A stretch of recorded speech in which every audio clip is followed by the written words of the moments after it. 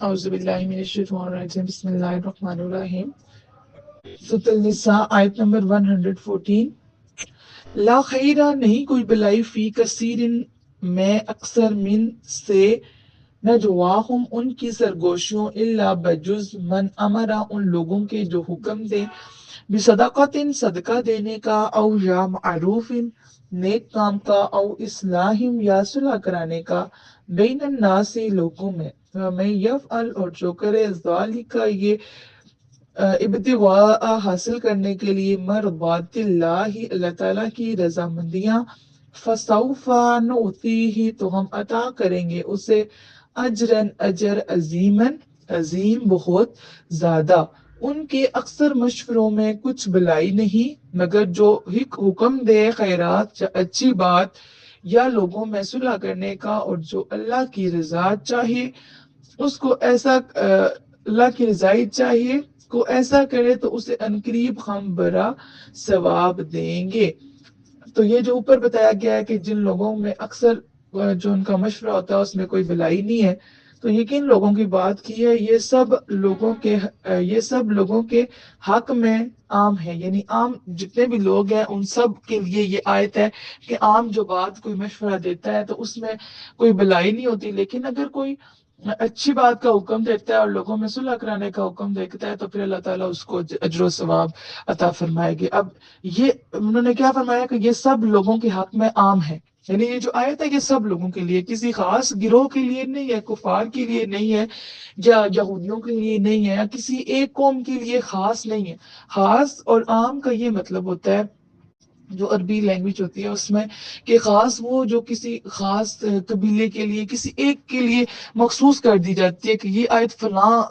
قبیلے کے لیے تھی، یہ ان کے لیے یہ حکم تھا، ہمارے لیے نہیں ہے۔ تو عام وہ ہے جو سب کے لیے، جس میں سے کوئی بھی جو ہے وہ کوئی گروہ یا کوئی فرقہ یا کوئی قوم جو ہے اس میں سے خارج نہیں ہے۔ تو یہ تمام لوگوں کے لیے کہ جو لوگوں کے مشورے ہوتے ہیں اس میں کچھ بھلائی اکثر کچھ برائی نہیں ہوتی، لیکن اگر کسی کے مشورے میں کوئی اچھی بات ہے، کوئی اچھی بات کی تلقین کر رہا ہے، کسی کی دوستی کروا رہا ہے، کوئی جھگڑا ختم کر رہا ہے، تو بے شک اللہ تعالیٰ اس کو اجر و ثواب عطا فرمائیں گے۔ ومن اور جو ومن اور جو ومن اور جو شخص یوشا کی کر رسول مخالفت کرے رسول کی من بعد اس کے بعد ماں کے تبینہ روشن ہو گئی لہو اس کے لیے الہدا ہدایت و اور یتبع غیرہ چلے اس راہ پر جو الگ ہے سبیل المؤمنین مسلمانوں کی راہ سے نولیہ ہم پھیرنے دیں گے اسے ما تولا جدھر وہ خود پھرا ہے ونسلہ اور ڈال دیں گے اسے جہنم جہنم میں اور ساعت بہت بری ہے مصیرن پلٹنے کی جگہ۔ اور جو رسول کا مخالفت کرے اس کے بعد کہ حق کا راستہ کھل چکا اور مسلمانوں کی راہ سے جدا راہ چلے ہم اسے اس کے حال پر چھوڑ دیں گے اور اسے دوزخ میں داخل کریں گے، اور کیا ہی بری جگہ ہے وہ پلٹنے کی۔ اس آیت کی ذرا تفسیر دیکھ لیتے ہیں کہ یہ آیت دلیل ہے، یعنی پروف ہے اس کی کہ اجماع حجت ہے۔ اجماع ہوتا ہے جو جس پر کسی قرآن و حدیث اور صحابہ کا کوئی قول وغیرہ نہیں ملتا اگر کسی بھی مسئلے پر، تو وہاں پر پھر جو آپ کے اسلامک اسکالرز ہوتے ہیں جو موجودہ حال کے جو بھی آپ کے اسکالرز ہوتے ہیں وہ اگر کسی بات پر متفق ہو جاتے ہیں، متفق ہو کر کوئی فیصلہ کر لیتے ہیں تو وہ اجماع ہے، اجماع ہے۔ تو کہہ رہے ہیں کہ یہ جو آیت ہے یہ اجماع کی حجت ہے۔ حجت ہوتا ہے کسی چیز کا مطلب پروف بننا نا، کہ اجماع جو ہے وہ اس آیت سے ثابت ہے کہ اجماع جائز ہے اور وہ اس پر عمل کیا جائے گا۔ اس کی مخالفت جائز نہیں ہے، جیسے کہ کتاب و سنت کی مخالفت جائز نہیں ہے، اور اس سے ثابت ہوا کہ طریقے مسلمین ہی صراط مستقیم ہے، یعنی مسلمانوں کا راستہ ہی سیدھا راستہ ہے۔ حدیث شریف میں وارد ہوا ہے کہ جماعت پر اللہ کا ہاتھ ہے، اور ایک اور حدیث میں ہے کہ سواد اعظم یعنی بڑی جماعت کا اتباع کرو، جو جماعت مسلمین سے جدا ہوا وہ دوزخی ہے، اور اس سے واضح ہے کہ حق مذہب اہل سنت و جماعت ہے۔ یعنی اب آپ کو کیا بتایا گیا ہے کہ جو انسان جو ہے وہ کسی مسلمانوں کی راہ سے جدا چلے گا تو اس کو اس کے حال پر چھوڑ دو۔ مسلمانوں کی راہ پر چلنے سے کیا مراد ہے کہ یہاں پر آپ کو دلیل بن رہی ہے کہ اگر کسی مسئلے کا حل قرآن و سنت اور صحابہ کے اقوال میں سے نہیں ملتا تو وہاں پر پھر جو فیصلہ دور حاضر کے جو علماء کرام ہیں وہ اگر کوئی فیصلہ کرتے ہیں مل کر کسی بات پر متفق ہو کر کوئی ایک رائے دیتے ہیں تو اس سے جو شخص اپنی راہ الگ کرے گا تو اس کا مطلب ہے کہ وہ جماعت کی پیروی نہیں کر رہا، اور ہمیں یہ حکم دیا کہ ہم نے جماعت کی پیروی کرنی ہے، جو بڑی جماعت ہے یعنی اہل سنت و جماعت کا جو عقیدہ ہے اس میں سے جو بھی فیصلہ ہوتا ہے تو ہم نے اس کی پیروی کرنی ہے، ہم نے جماعت سے الگ نہیں ہونا۔ اور اس سے یہ ثابت ہوا کہ جیسے قرآن و سنت کی مخالفت جائز نہیں ہے، اسی طرح اجماع کی بھی مخالفت جائز نہیں ہے۔ اجماع جو ہے وہ اسلام میں جائز ہے، شریعت میں جائز ہے، اور اجماع کی مخالفت کرنا مخالفت جو ہے وہ جائز نہیں ہے۔ نیکسٹ دیکھتے ہیں ان اللہ بے شک اللہ تعالیٰ لا یغفر نہیں بخشتا ان یشرک کہ شریک ٹھہرایا جائے بھی ہی اس کے ساتھ، وہ یغفر اور بخش دیتا ہے ماں جو دونا سوا ذالک اس کے لمن یشاء جس کے لیے چاہتا ہے، ومن یشرک اور جو شریک ٹھہرائے باللہ اللہ کے ساتھ فقط دل تو وہ گمراہ ہوا دلالا گمراہ ہونا بعیدا دور۔ اللہ اسے نہیں بخشتا کہ اس کا کوئی شریک ٹھہرایا جائے، اور اس سے نیچے جو کچھ ہے جسے چاہے معاف فرما دیتا ہے، اور جو اللہ کا شریک ٹھہرائے وہ دور کی گمراہی میں پڑا۔ اس کی ذرا تفسیر دیکھ لیتے ہیں۔ اس آیت کی تفسیر میں سب سے پہلے ہم شان نزول دیکھ لیتے ہیں کہ یہ آیت نازل کب ہوئی ہے۔ حضرت ابن عباس رضی اللہ تعالی عنہ کا قول ہے کہ یہ آیت ایک کہن سال بوڑھا اعرابی کے حق میں نازل ہوئی، جس نے سید عالم مصطفیٰ صلی اللہ علیہ وآلہ وسلم کی خدمت میں حاضر ہو کر عرض کیا، یا رسول اللہ میں برا ہوں، گناہوں میں غرق ہوں، بجز اس کے کہ جب سے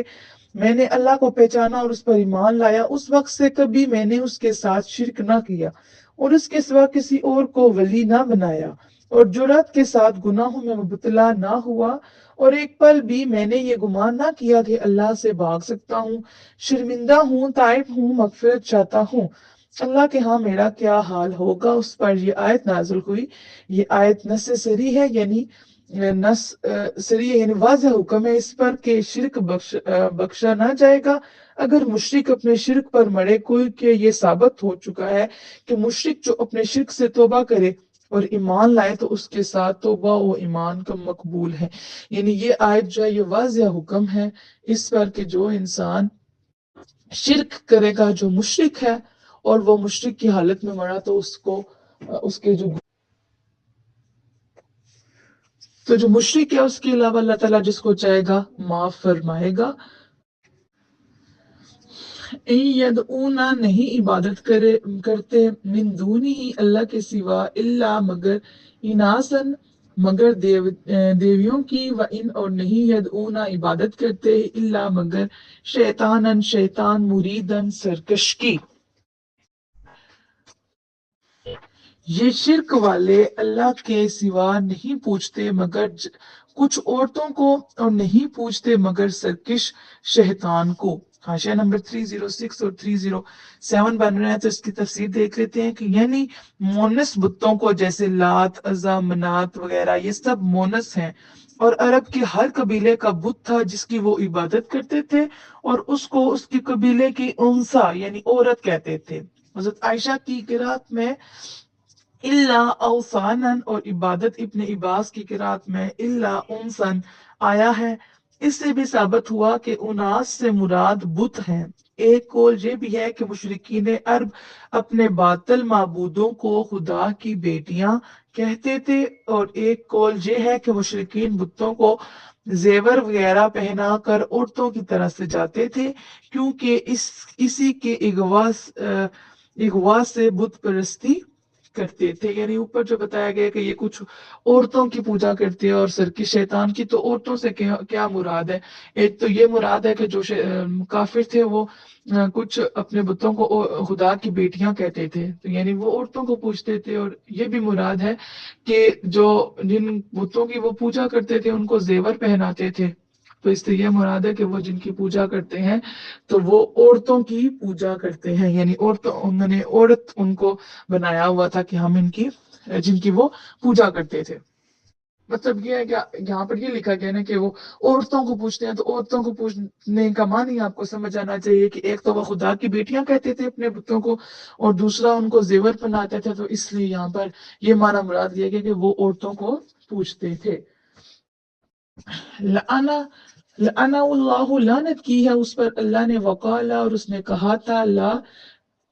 تخیزن، کہ میں ضرور لوں گا، من عبادی کا، تیرے بندوں سے، نصیباً، حصہ، مفروضاً، مقرر، جس پر اللہ نے لعنت کی اور بولا قسم ہے میں ضرور تیرے بندوں میں سے کچھ ٹھہرایا ہوا حصہ لوں گا۔ حاشیہ نمبر 308 اور 309 اس کی دیکھ لیتے ہیں کہ پہلا آپ کا حاشیہ کیا ہے؟ قسم ہے میں ضرور، جی، جس پر اللہ نے لعنت کی۔ اللہ نے کس پر لعنت کی؟ شیطان کی۔ اور کیا بولا کہ میں ضرور ان سے حصہ لوں گا۔ اس سے کیا مراد ہے کہ انہیں اپنا متی بناؤں گا، یعنی ان سے اپنا بدلہ لوں گا۔ اب یہ دیکھیں آپ کی جو آیت نمبر 117 ہے، اس کا کیا معنی بن رہا ہے؟ سوری 118، کہ اللہ نے کس پر لعنت کی تھی؟ شیطان پر۔ تو شیطان نے کیا کہا کہ میں تیرے بندوں سے ضرور اس کا بدلہ لوں گا، حصہ لوں گا، یعنی ان کو اپنا متی یعنی ان کو اپنا فرما بردار بناؤں گا، ان کو اپنی اطاعت کرواؤں گا۔ جب اللہ تعالیٰ نے سب فرشتوں کو حکم دیا تھا کہ آپ سب حضرت آدم علیہ السلام کو سجدہ کریں، تو سب نے سجدہ کیا تھا، اور شیطان نے سجدہ نہیں کیا تھا۔ سو جب شیطان نے سجدہ نہیں کیا تو اللہ تعالیٰ نے اس پر لعنت کی۔ تو جب اس پر لعنت کی گئی تو پھر اس نے کہا کہ اب میں، مطلب جو مجھ پر لعنت کی گئی ہے، میں اس کا بدلہ لوں گا، اس کا حصہ لوں گا، اور جو تیرے بندے ہوں گے ان کو میں اپنی راہ پر لاؤں گا، یعنی ان کو برائی کی راہ پر لاؤں گا، تیرے راستے سے ہٹاؤں گا۔ اس طرح میں کیا کروں گا؟ ان کو تیری فرما برداری نہیں کرنے دوں گا، اپنا متی بناؤں گا۔ اب جو تو پرہیزگار لوگ ہیں، جو نیک لوگ ہیں، جو اللہ کی عبادت میں مصروف ہیں، جو دنیا کی نہیں بلکہ اللہ کے ساتھ انہوں نے اپنا کنیکشن ایک بلڈ کیا ہوا ہے اور اللہ کی خاطر دنیا کو نہیں چوز کرتے، وہ تو شیطان کے بہکاوے میں نہیں آتے۔ لیکن جن کا مقصد صرف دنیا کی عیش و عشرت اور یہ ظاہری جو دکھاوا ہے وہ ہے، اور جو فرمانبردار نہیں ہے، جو پرہیزگار نہیں ہے، تو وہ تو شیطان کی ایک جھونکے سے ہی اس کے پلیٹ میں آ جاتے ہیں، اور پھر شیطان ان سے اپنا جو بدلہ ہے وہ لے لیتا ہے، یعنی جو اس پر لعنت کی گئی ہے تو وہ اللہ تعالیٰ کے بندوں کو اپنا متی بنا لیتا ہے، ان کو اپنا فرمانبردار بنا لیتا ہے۔ ظاہری بات ہے جو لوگ اللہ کے احکامات پر عمل نہیں کر رہے تو وہ کیا کر رہے ہیں؟ کس کی پیروی کر رہے ہیں؟ شیطان کی پیروی کر رہے ہیں نا۔ تو یہ بات آپ کو یہاں پر سمجھائی گئی ہے۔ نیکسٹ دیکھتے ہیں، وَلَا دِلَّنَّهُمْ، اور میں ضرور انہیں گمراہ کروں گا، وَلَا مَنِّيَنَّهُمْ، اور میں ضرور انہیں جھوٹی امیدوں میں رکھوں گا، وَلَا آمُرَنَّهُمْ، اور میں ضرور حکم دوں گا ان کو، فَلْيُبَتِّكُنَّ، پس وہ ضرور چھیڑیں گے، آذَانَ کان الْأَنْعَامَ، جانوروں کے، وَلَا آمُرَنَّهُمْ، اور میں انہیں ضرور حکم دوں گا، فَلَا يُغَيِّرُنَّ، تو وہ ضرور بدل ڈالیں گے، خلق اللہ، اللہ کی مخلوق کو، وَمَن، اور جو شخص تاخیزی بنا لے، الشیطان، شیطان کو، ولیًا، دوست، من دون اللہ، اللہ کو چھوڑ کے، فقد خاسرہ، تو نقصان اٹھایا اس نے، خسرانا کل مبینا، نقصان۔ اور جو شخص ٹیک اے منٹ بیٹا، ہاں جی، قسم ہے میں ضرور انہیں بہکاؤں گا، یعنی شیطان کہہ رہا ہے کہ قسم ہے میں ضرور انہیں بہکاؤں گا، اور ضرور انہیں آرزویں دلاؤں گا، اور ضرور انہیں کہوں گا کہ وہ چوپایوں کے کان چھیڑیں گے، اور ضرور انہیں کہوں گا کہ وہ اللہ کی پیدا کی ہوئی چیزیں بدل دیں گے، اور جو اللہ کو چھوڑ کر شیطان کا دوست بنائے تو وہ سری، یعنی کھلا ٹوٹے خسارے میں ہے، یعنی وہ بہت نقصان میں ہے۔ اب دیکھیں جو آپ کا پہلا بن رہا ہے کہ قسم ہے میں ضرور انہیں بہکاؤں گا اور ضرور انہیں آرزویں دلاؤں گا۔ اس کی تشریح دیکھ لیتے ہیں کہ طرح طرح کی، کبھی عمر طویل کی، یعنی کس طرح کی وہ انسان کو امید دلائے گا، لمبی عمر کی امید دلائے گا، یعنی کہے گا ابھی تمہاری عمر بہت ہے، ابھی مزے کر لو، ابھی عبادت کو چھوڑو بعد میں کر لینا۔ کبھی لذات دنیا کے، یعنی کبھی جو دنیا کے مزے ہوتے ہیں اس کی لالچ دے گا، کبھی خواہشات باطلہ یعنی جو جھوٹی خواہشات ہوتے ہیں ان کی آرزو کروائے گا، اور کبھی کبھی مطلب اس طرح کی اور بہت سی خواہشات کو انسان کے دل میں پیدا کرے گا، اور ضرور انہیں کہوں گا کہ وہ چوپایوں کے کان چھیڑیں گے۔ اس کا کیا معنی ہے؟ چنانچہ انہوں نے ایسا کیا کہ اونٹنی جب 5 مرتبہ بیاہ لیتی تو وہ اس کو چھوڑ دیتے اور اس سے نفع اٹھانا اپنے اوپر حرام کر لیتے، اور اس کا دودھ بتوں کے لیے کر لیتے اور اس کو بحیرت کہتے۔ شیطان نے ان کے دل میں یہ ڈال دیا تھا کہ ایسا کرنا عبادت ہے، یعنی جو اوپر ترجمہ پڑھا گیا نا اس کا مطلب یہ ہے کہ شیطان ان کو کیسے چوپایوں کے کان چھیڑنے کا کیسے کہے گا کہ اس نے ان کے دلوں میں یہ ڈال دیا تھا کہ یہ جو تم لوگ کر رہے ہو یہ بہت اچھا کر رہے ہو اور یہ عبادت میں شمار ہوتا ہے۔ نیکسٹ پارٹ دیکھیں، اور ضرور میں کہوں گا کہ وہ اللہ کی پیدا کی ہوئی چیزیں بدل دیں گے۔ اب اس کو ذرا دیکھیں کہ مردوں کا عورتوں کی شکل میں زنانہ لباس پہننا، عورتوں کی طرح بات چیت اور حرکات کرنا، جسم کو گود کر سرما یا سیندھ وغیرہ جلد میں بے وست کر کے نقش و نگار بنانا، بالوں میں بال جوڑ کر بڑی بڑی جٹیں بنانا بھی اس میں داخل ہے۔ اب یہ دیکھیں ذرا، اور اس پہ بہت غور کرنے کی بھی ضرورت ہے۔ دیکھیں قرآن پاک کی آیت کا واضح ترجمہ ہے کہ شیطان نے کہا ہے کہ میں کیا کروں گا کہ ان جو اللہ کی مخلوق ہے اس کو مجبور کروں گا کہ وہ کیا کریں گے کہ اللہ کی پیدا کی ہوئی چیزوں کو بدل دیں گے۔ یعنی اللہ تعالیٰ نے انسان کو جیسا بنایا وہ اس میں تبدیلی کرنے کی کوشش کریں گے، یعنی شیطان کہتا ہے یہ میرا مشن ہے کہ میں یہ کروں گا کہ لوگوں کو کہوں گا کہ جو اللہ کی بنائی ہوئی چیزیں اس میں تبدیلی کرو۔ اب اس میں کیا کیا شمار ہے کہ جو عورتیں مردوں کی طرح بننے کی کوشش کرتی ہیں اور جو مرد عورتوں کی طرف بننے کی، یعنی کہ اللہ نے ان کو مرد بنایا اور وہ ایز اے عورت شو کر رہے ہیں، یا عورت بنایا ہے تو وہ خود کو جو ہے نا میل ایسے شو کروا رہے ہیں۔ عورتوں کے بال ہیں جیسے تو وہ مردوں کی کٹنگ کروا لیتے ہیں، اس سے کیا ظاہر ہوتا ہے کہ جیسے اللہ نے ان کو بنایا ہے وہ اپنے جو نقش و نگار اللہ نے بنایا ہے اس کو تبدیل کر رہے ہیں۔ اور اس سے یہ بھی مراد ہے کہ جسم کو گود کر سرما یا سیندھ وغیرہ جلد میں پیوست کر کے نقش و نگار بنانا، یعنی سرمے سے اور سوئیوں سے یہ جو اپنے جسم کے اوپر ڈفرینٹ جیسے ٹیٹو ہوتے ہیں اور بھی جو پٹھان لوگ ہوتے ہیں، سارے تو نہیں، کچھ میں نے ایسے دیکھے ہیں کہ جو سوئیوں وغیرہ سے اپنے جسم کے اوپر اس طرح سے نشان بنوا لیتے ہیں کہ وہ مطلب ان کی تھوڑی جو شکل ہوتی ہے وہ ڈفرینٹ لگ رہی ہوتی ہے، نقش بناتے ہیں، مطلب پھول بنا لیا یا اس طرح سے وہ ڈاٹ سے بنا دیے۔ تو اس کا مطلب یہ ہے کہ اللہ نے ان کو جیسے بنایا وہ خود کو چینج کر رہے ہیں، تو اللہ کی بنائی ہوئی چیز کو وہ تبدیل، اگر ایسا جو بندہ ایسا کر رہا ہے وہ کیا کر رہا ہے؟ شیطان کی پیروی کر رہا ہے، اور وہاں پہ شیطان جیت رہا ہے اور وہ جو بندہ ہے وہ ہار گیا ہے شیطان کی جنگ سے۔ اور دوسری بات کی یہ کہ بالوں میں بال جوڑ کر بڑی بڑی جٹیں بنانا وغیرہ بھی اس میں داخل ہے، اور یہ جو ہے یہ آج کل بہت ٹرینڈ ہے اور یہ بہت عام سی چیز ہے، یہ جو ہم وگ وغیرہ لگواتے ہیں بالوں پہ لگواتی ہیں جو لڑکیاں، تو یہ بہت عام سی چیز سمجھی جاتی ہے کہ بالوں میں وہ لگوا کے اپنے بال بڑے۔ اللہ تعالیٰ نے جیسے آپ کو پیدا فرمایا ہے، اللہ تعالیٰ نے حسین پیدا فرمایا، خود کو یہ سوچا کریں اور اپنے سے کم تر کو دیکھا کریں کہ اگر آپ کے تھوڑے بال ہیں تو کوئی ایسے لوگ بھی ہیں جن کے بال ہی نہیں ہیں، تو خود کو اپنے سے اوپر والوں کو نہ دیکھے کریں، ہمیشہ اپنے سے نیچے والوں کو دیکھا کریں۔ اور دوسری بات کہ جب ایک چیز پڑھ لیں بیٹا پھر اس پہ عمل کرنا ہے، اور جو دیکھی کہ آپ کہ جو بندہ اس کے انورس جا رہا ہے تو میں تبھی آپ کو کہتی ہوں کہ ساتھ ساتھ اپنے نوٹس بنائیں، کم از کم اس آیت کا لازمی نوٹس بنائیں جو آپ کو پتہ ہے کہ یہ ہماری سوسائٹی میں ایسا کام ہو رہا ہے، تو اگر میرے سامنے ایسا کام ہوگا تو میں نے اس کو روکنا ہے، تو میں روکوں گی ایسے نہیں، اپنی بات سے نہیں روکوں گی۔ آپ نے جسٹ اپنے الفاظ میں نہیں ان کو روکنا، آپ نے قرآن پاک کی آیت کا حوالہ دے کے، حدیث کا حوالہ دے کے پھر اگلے بندے کو سمجھانے کی کوشش کرنی ہے۔ جیسے اب آپ نے آیت پڑھ لی تو یہ آپ نے آیت نمبر لکھے اپنے نوٹس میں اور اس کا مفہوم لکھیں کہ اس کا کیا مفہوم ہے، کہ جو لوگ یہ کام کر رہے ہیں وہ کیا کر رہے ہیں، اللہ تعالیٰ نے جیسے ان کو بنایا ہے وہ اپنی بناوٹ کو چینج کر رہے ہیں نا، جیسے آپ کے آئی برو ہوتے ہیں ان کی شیپ بنوانا حرام ہے، مطلب وہ جائز ہی نہیں ہے، اللہ تعالیٰ نے لعنت کی ہے ان بنانے جو آئی برو وغیرہ ہوتے ہیں بنانے اور بنوانے دونوں پر، لعنت کی ہے، جو ایسا کام کرتے ہیں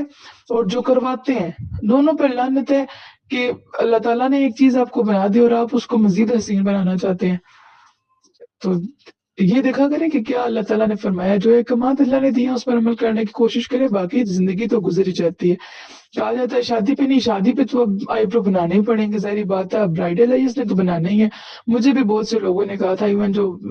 مطلب سب نے ہی کہا تھا کہ پارلر والی نے کہ جو تیار کر، خیر تھوڑے سے بنا دیتے، تھوڑے سے جسٹ شیپ کر دیتے، میں نے بولا تھا نہیں ایسے ہی ٹھیک ہے، تو میں نے بالکل بھی شیپ نہیں بنوائی تھی، اور اللہ کا شکر ہے ہو گئی شادی۔ کسی کی بھی شادی جو ہے نا آئی برو نہ بنوانے سے رکتی نہیں ہے۔ اور پھر دیکھیں کہ اللہ تعالیٰ نے آپ کو ایک پاکیزہ بندھن میں آپ کو عطا فرمایا اللہ نے، اور اس پاکیزہ جو ایک نکاح جو ہے وہ ایک پاک رشتہ ہے، تو آپ اس رشتے کا آغاز ہی اس طرح سے کر رہے ہیں کہ اللہ آپ پر لعنت فرما رہے ہیں۔ یعنی آپ یہ جو جسم کی بناوٹ بنا رہے ہیں، یعنی جو آئی برو اگر آپ چینج کر رہے ہیں، یا اپنے جو بال ہیں آپ وہ ایکسٹرا لگوا کے اب اس کو اس طرح سے مطلب ہیئر سٹائل اس طرح سے بنا رہے ہیں، تو کوشش کیا کریں کہ زندگی تو گزر ہی جانی ہے، لیکن ایسے گزاریں کہ دنیا نہیں خوش ہوتی بیٹا کسی حال میں بھی، آپ جیسے مرضی ہو جائے نا، دنیا نہیں خوش ہوتی، اتنا مجھے پتا ہے۔ تو کبھی بھی ایسا نہیں ہوگا کہ سب لوگ آپ سے راضی ہو جائیں۔ اگر آپ صلی اللہ علیہ وآلہ وسلم جن کے لیے دنیا بنائے گی، اور جو ہر وقت امت کی سوچ میں رہتے، اور جو اتنے پاکیزہ ہیں، اتنے پاکیزہ کہ ہماری تو مطلب ہم تو ان کے پاؤں کی دھول کے برابر بھی نہیں ہے، تو ان سے اگر دنیا راضی نہیں ہو سکی تو ہم کیسے یہ تصور کر سکتے ہیں کہ ہم سے کوئی راضی ہوگا؟ تو دنیا کبھی بھی راضی نہیں ہوتی، اور دنیا کو راضی کرنا ہمارا مقصد بھی نہیں ہے۔ اپنے معاملات اچھے رکھنے، اپنے فرائض ادا کریں، یہ نہیں میں کہہ رہی کہ آپ اپنے چھوڑ ہی دیں رشتہ داروں کو، ساروں کو، بات کریں، آپ ساروں کے جو فرائض ہیں ادا کریں، اچھے سے بات کریں، کوئی یہ نہ کہے کہ یہ کس کی اولاد ہے، اس کو بات کرنے کی تمیز دیں گے۔ لیکن یہ ہے کہ جہاں اللہ کی بات ہے تو پہلے اللہ تعالیٰ کے احکامات مانیں، اس کے بعد مخلوق کی اطاعت جو ہے وہ اللہ کی اطاعت سے زیادہ نہیں ہونی چاہیے۔ اللہ کی اطاعت پہلے، باقی جو بات آتی ہے، مطلب آپ دوپٹہ کر رہے ہیں نا، آپ کو پتا ہے فیملی ممبرس میں اور کوئی نہیں کرتا، آپ باتیں ہوں گی تو ہونے دیں، کیا فرق پڑتا ہے؟ آپ کو تو خوش ہونا چاہیے کہ اللہ تعالیٰ نے آپ کو چننا ہے، اتنے لوگوں میں سے اللہ نے آپ کو چننا ہے اس کے لیے، باقیوں کو نہیں چنا۔ تو آپ اس حقیقت کو سمجھیں جو باقی جو ہے نا جس حقیقت کو نہیں سمجھ رہے۔ آپ نے خود یہ قرآن پاک میں بھی پڑھا تھا کہ ایسے لوگ جو اللہ کی طرف رجوع کرتے ہیں تو دوسرے لوگ ان کو بے وقوف سمجھتے ہیں، تو اللہ تعالیٰ نے خود فرمایا ہے کہ بے وقوف تو وہ لوگ ہیں جو ان کو بے وقوف سمجھتے ہیں، تو جو لوگ آپ کو بے وقوف سمجھیں گے اصل بے وقوف تو وہ ہیں۔ باقی اللہ صلی سے دعا ہے کہ جو پڑھا ہے اس پر عمل کرنے اور دوسروں تک پہنچانے کی توفیق عطا فرمائے۔ وما علینا الا البلاغ المبین۔